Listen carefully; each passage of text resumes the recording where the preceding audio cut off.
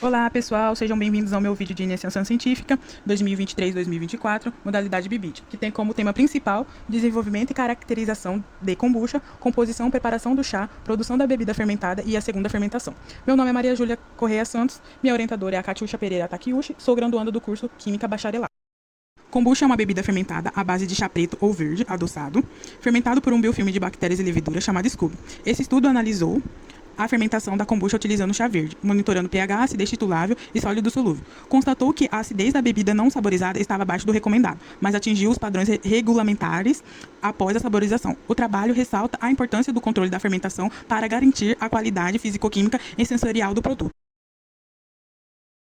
O uso do método DPPH para avaliar a atividade antioxidante de extratos, completando a análise de flavonoides e flavonoides, foram feitas 6 diluições dos extratos, de 20 a 300 ml, entre picadas misturadas com soluções de DPPH, e incubadas a 25 graus.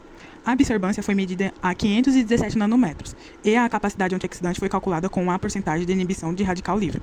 A eficiência antioxidante foi determinada com base na relação entre as concentrações dos extratos e a remoção radical do DPPH. Na tabela 2, constam os resultados das análises dos açúcares redutores durante a fermentação.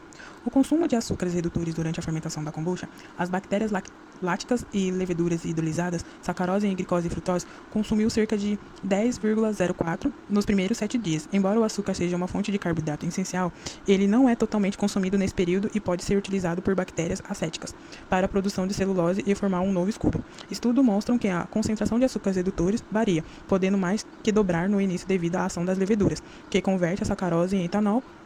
O consumo de açúcar depende principalmente do tempo de fermentação e varia entre diferentes kombuchas.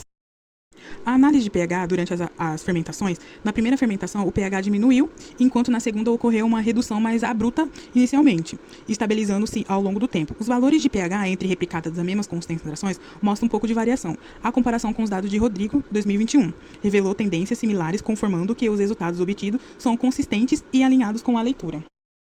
A análise de acidez total titulável nas fermentações.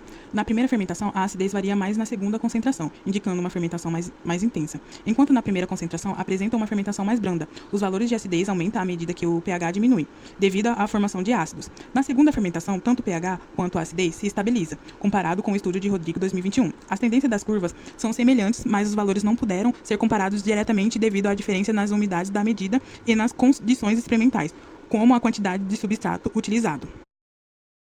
A tabela 3 apresenta os valores obtidos na análise das bebidas aromatizadas, utilizando como referência os valores fornecidos pela Anvisa. Observe que alguns parâmetros, como acidez titulável e concentração de sólidos solúveis totais, apresentam os valores elevados. Por outro lado, o pH permanece relativamente estável em comparação com as bebidas não aromatizadas.